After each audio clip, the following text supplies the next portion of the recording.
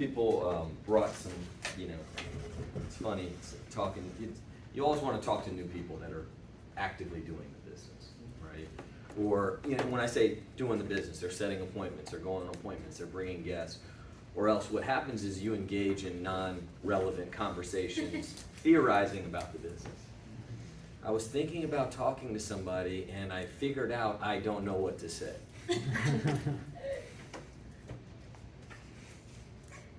Let me know when you figure it out. Right? No, I want to talk to people that are setting appointments, getting hit in the face, stumbling forward, some success,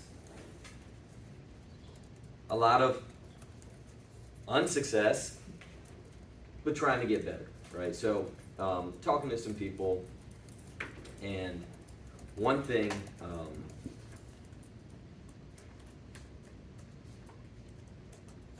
cheapening, or sometimes I say this word, bastardizing our system, okay? And I'm not talking about the presentation, I'm talking like, our meetings and certain philosophies that we have. I'll give you an example, right? So when I got into this business, and I learned from mistakes. I did everything I kind of yell at you guys about, obviously I did most of that, right? And before I got in this business, I was a very flaky person. I wouldn't call myself a con artist, because that's a little strong, but I definitely was slick. That was me. I'm that type of person, right? Like, sneak into the movies. I still will pack my stuff to the movies, right? I'll bring my own soda, bring my own Red Bull, right? I know this is terrible. But we would, we didn't like to pay, we liked to sneak. It was like a thrill for us. Right? And I don't know, I don't want to include Samir in that, maybe he was just following me, but that was, like me and my friends, we really enjoy that kind of stuff.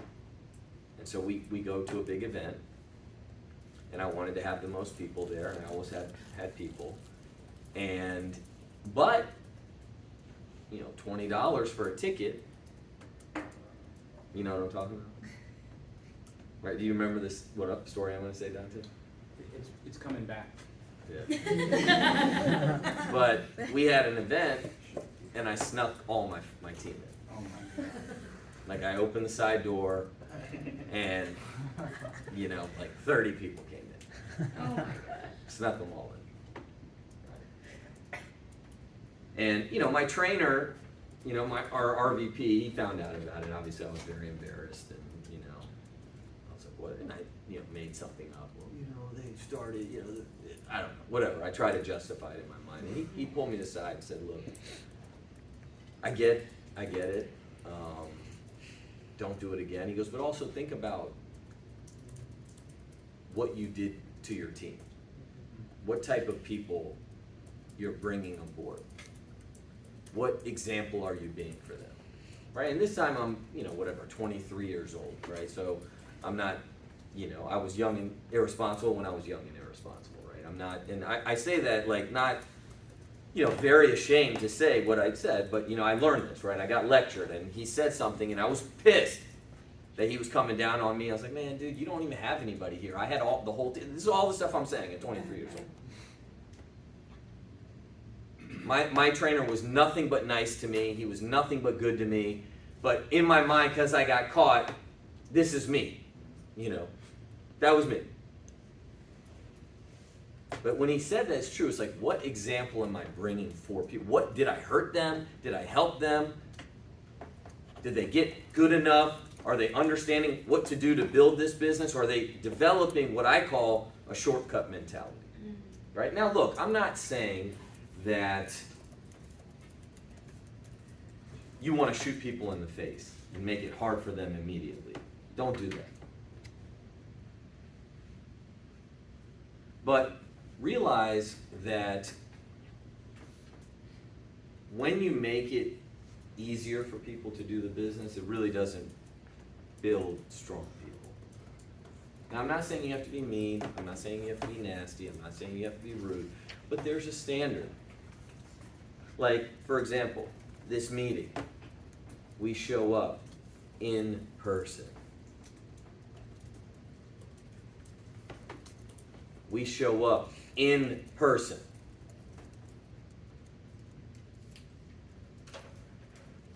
We show up ready to take notes. We show up ready to learn. We show up with high energy. We show up with a good attitude. Because it builds a certain character when you make the sacrifice to come to the meetings.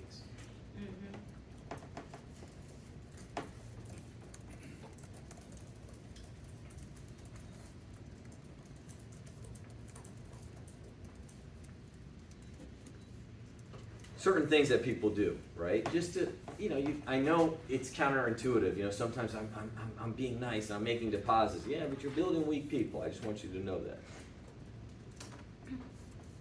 And I get this all the time, People always ask me about meetings. And you guys know this, right? Like, I'm very easy to collapse here. What I mean, I'm soft. I'm not going to be, right? A few of you guys saw my daughters in here the other day, right? Somebody asked a question to me in front of my daughter, and I was like, yeah, answer. And then my eldest daughter goes, it's none of your business. Oh. And I was thinking, like, I would not be on this planet if I said that to my father. And I kind of laugh sheepishly, like, don't say that. I just bought you something. Let me take you out for ice cream. That's me as a parent. Everything wrong. But I want you to know the effects it has on you when you don't hold the standard. When you always make it easy for people. I'm not, like I said, I want to be very careful. Second thing, and I was talking about meetings just in general. I know we have meetings. We're going to talk about our big events in just a second. Second thing is, why do you think people get so comfortable in the cold market?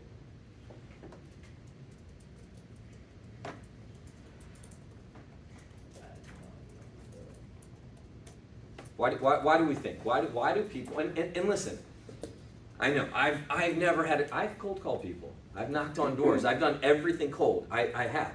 But why do you think people get really comfortable in the cold market? I think when you get rejected by somebody you don't know, it's easier to take than by somebody you do know. Because you'll never see Transparency. It's anonymous. I agree with that. That's what I was going to say. It's just not as personal. Let me give you a true story here, okay? And I'm not, if you're new, you can take this how you want, okay? So I did a lot in the cold market, but I also did a ton in the warm market. I recruited every single person I knew. I recruited. They started with me. Every single person I knew did an appointment with me. Every single person I knew had some exposure to the business. Now, Esmaldo, in the beginning, I probably had a little extreme mentality.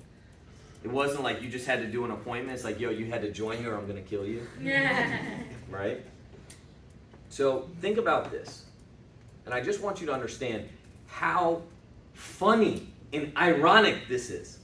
And if you know me, and you may have heard this story before. So my parents immigrated here. And my dad was one of the first people, obviously in probably our country, to come here, but definitely in his family to come to the United States. And so many people that immigrate, right, they bring family members, right? So my dad got here, got married, and my mom's brother came to live with us. I'm not born, right? So my dad, newly married, gets my mom's younger brother, my uncle. Okay, so my older sister is 7 years older than me. And, my parents had 2 children between us, but they died, right? One was like a very late term. One of my brothers, he was born for a month, right? So that's why, like, for me, my mom has just something happened to her when she was pregnant with boys. Even me, I came out very early, very sick for the first couple months. So But my older sister's 7 years older than me. And so my uncle and her were like this, right? And anybody that knows, my older sister and I are really close. Her two kids are significantly older than my kids. You know, my oldest is 13, my youngest niece is 22. So 10 years, those were the only kids, grandkids, you know, nieces, nephews in our family. So I'm like this with my nieces. A lot of you guys know that. Like, I'm really close with my nieces. That was the same relationship my sister had with my uncle. He lived with us 7 years, and then when I was born, me and him were really close. So my first real recruit was my sister. I recruited my older sister. $100,000 job, Fannie Mae, does really well. She wanted to get licensed. She was my first licensed person. My sister, like everybody else, totally nervous to set appointments. So she calls my uncle to set up an appointment. And he's like, no. He goes, I wouldn't feel comfortable sharing that information. Okay. So, I mean, could you imagine? I can imagine, I'll tell you in a second. If my eldest niece, who her dad footed me to come here, lived with me for decades, said no to a point, because my niece asked me to buy a gym and I bought it.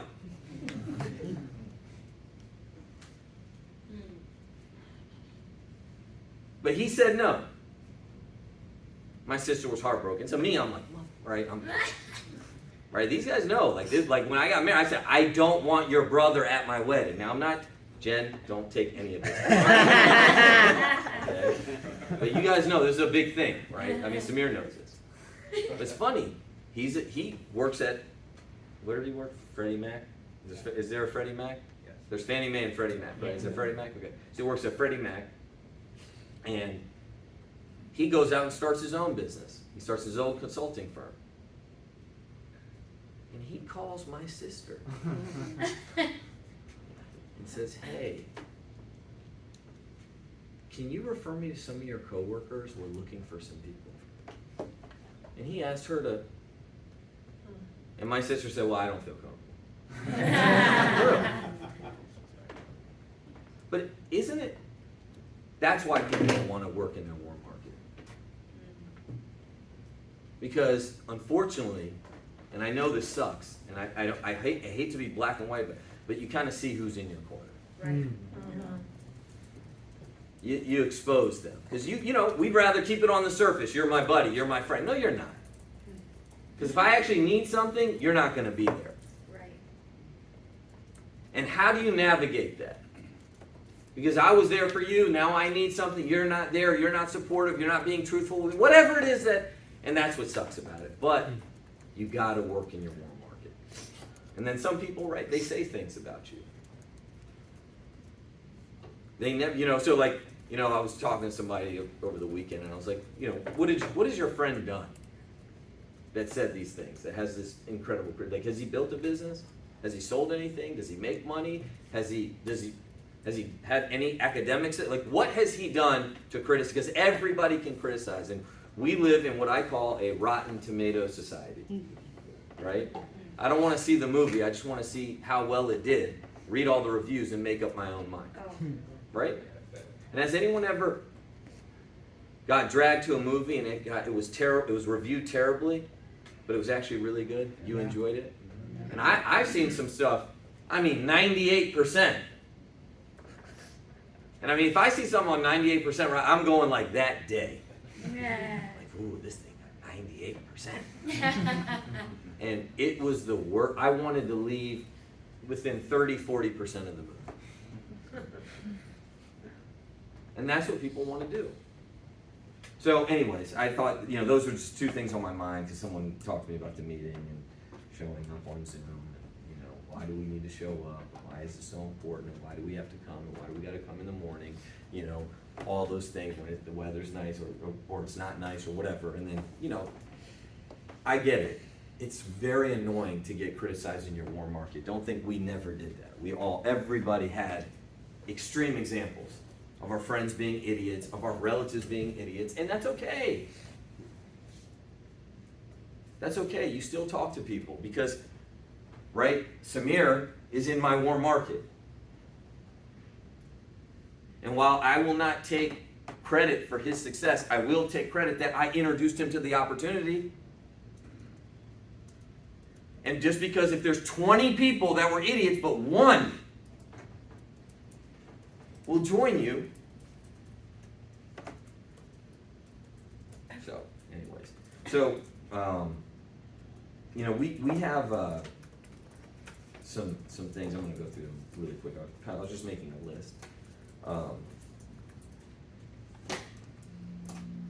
So there's certain skills that you need to learn in this business, right? I was just making a list of like certain skills that you need. Number one, setting appointments. Confirming and setting appointments strong and knowing what to say and, having a dedicated time to set appointments, double booking, all that stuff. You got to be really good at setting appointments. Okay, you have to have a kitchen table, qualified market, whatever you want, appointment, centered business. Okay, that's one. Okay, two is prospecting. You got to prospect. You got to get on the phones. You got to go meet people. You got to call people from your list. You got to grow your list. You got to join these that's work. That is work. Now, does it help if you're joining things that you like to join?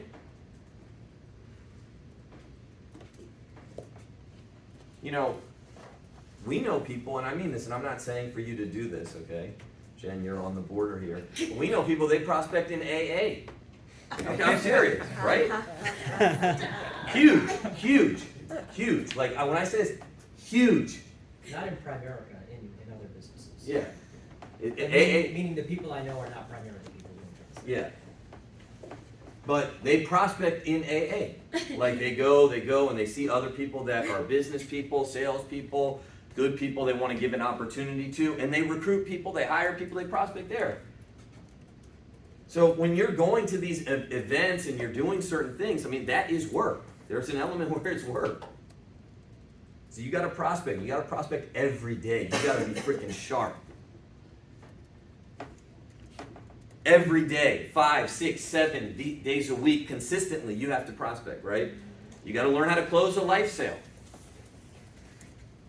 right? How to quote somebody, how to get through the presentation, how to destroy cash value. That's a very important skill. How to use the foundation, how to do all that stuff. You got to learn how to recruit people, invite people, get them started, do their IBA. You got to learn how to get in their market. That's another skill. 6, rally people to meetings. 7, present and close investments. I'm just talking about skills here. And 8, referrals. Okay, I was just making this as Samir was talking. I was kind of just thinking, okay, what skills? And personal premium. How important is that? How important is it to personally produce? Write business on your own pen. And so Sheila broke the record, right? And did, what was it, 24,000? Okay, so 24,000. And that is submitted net premium, right? Because we capped that at 1,500, so it was probably, what would you think, 35,000 personal? In terms of what she's going to get comped on. What was her life advances this month? Over 20,000. Okay, so life advance. Life advance was 20,000. So I have a hierarchy. My life advance on any given month is like 11 or 12,000. Okay, like a great month for me is like 19 or 20,000. Her life advance was 20,000. Okay? 20,000 in 1 month.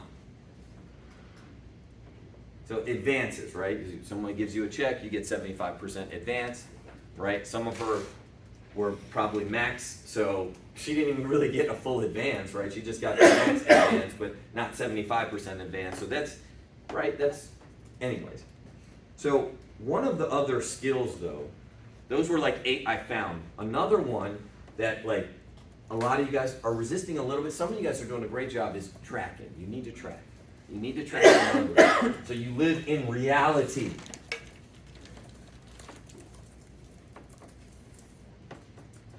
And I know you don't want to track because then you're going to realize you're not doing shit.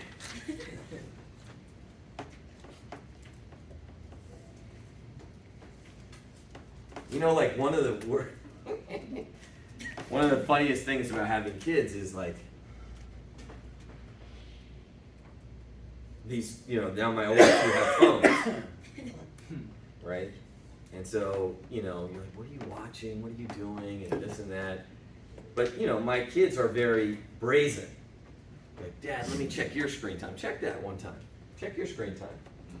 Check what you're watching.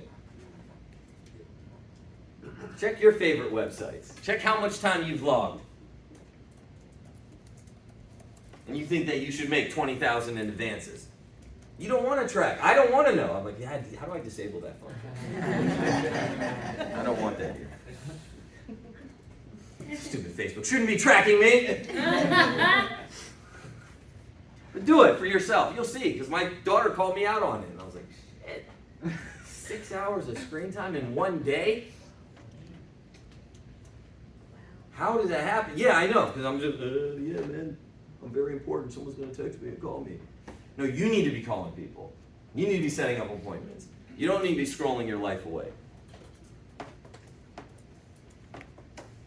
So people, like, that's a hidden skill, is tracking. So we track, right? We've made a game of it, but we can track. And I wanted to do that. I said, you know what? Let me just look at Sheila's numbers real quick. So will you pull it up?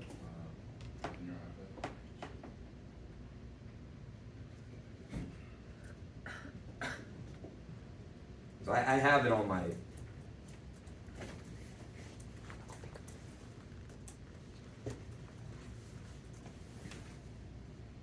Let's see if we can get it to work. And Sheila, I appreciate you, because I know you were not like a huge tracker, but now you're starting to track, right? And you just do it as a game. So here are Sheila's numbers, okay? How do you make 29,000, 20,000 in a month? So we'll look at appointments set. Okay. And here's the month of January.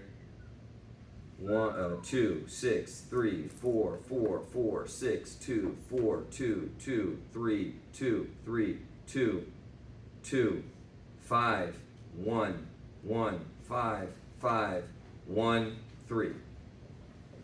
Let's see appointments done.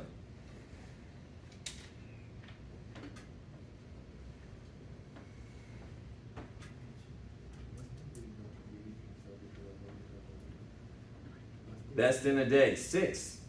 That was her record. She did that 3 times this month. 6 in a day. Sheila, you have kids, right? 3 dogs. And dogs.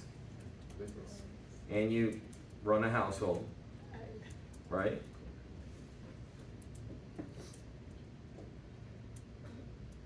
Two, 6, 6, 3, 4, 4, 6, 2. This appointment's done. 2, 3, 3, 2, 3, 3, 2, 3, 2, 2, 3, 1, 4, 5, 1. You're just in a business where you're always meeting with people. You're always presenting. You're always talking about the opportunity. You're always dissecting policies. You're always helping people. You're always getting referrals. And here's the premium. This is the actual premium too. And this is not even all from her team. 1128, 4836, 2136, 1272, 1992, 2040, 1164, 1452, 2652, 5376, 2040, 828, 2208, 912, 2436, 1080, 2340. That's absurd. That's work ethic. That's somebody you can give the ball 40 times a game. Wants to work. Now,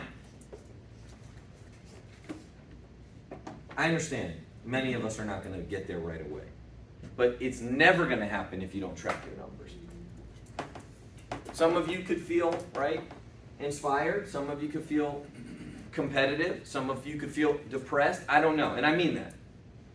But I want you to know you'll never get there if you don't track your numbers, right? And you know, we run these incentives and things, and you know, sometimes people compete for them, sometimes they don't. Let me see if I have it up here. So this is for the month, right? We ran something. We're going to go to dinner on Thursday night, and we said I think it was 1 or 2 days after the month started. This is the whole month. This is who's on the board for the month, right? And this is net premium. This is not gross premium.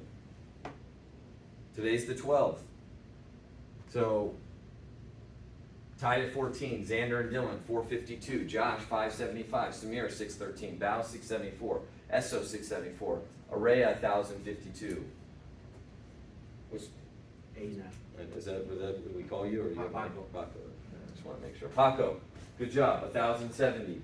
Paul 1230, Jen 1245, Matt 1437, Rod and Tony 1488, Paul Chua 1500, Peter and Tia 2234, and Sheila 7667. Nice job. Give it up all these guys.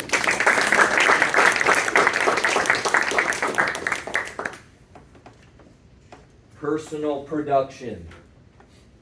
Personal production. Personal production. 5,000 is minimum. 10,000 is good. 20,000 is now exceptional. And what are we seeing in the company, man? We're seeing now it's like 200,000 big shots. yeah, I mean, you know, things that I had seen, and when I saw, because I just understood the math of the business, that the 2 apps and Zoom and all this stuff. Now we had 100 people do, we had 50 people do 100,000 in their base shop, and we had many people do 200,000. So 10,000 is a minimum. 5,000 is minimum. 10,000 is good, and 20,000 is exceptional, but 20,000 will be the norm. With our technology and our automation and our follow-up and setting up appointments and how good you guys are in the field, but you have to focus on personal production. So I think today is the last day to qualify for that. You have till basically tomorrow morning. So 2,500, and we are going out Thursday night. We already set that up. Somebody from the home office is going to be there as well. So it's in stone. You got today to get to 2,500 net. So you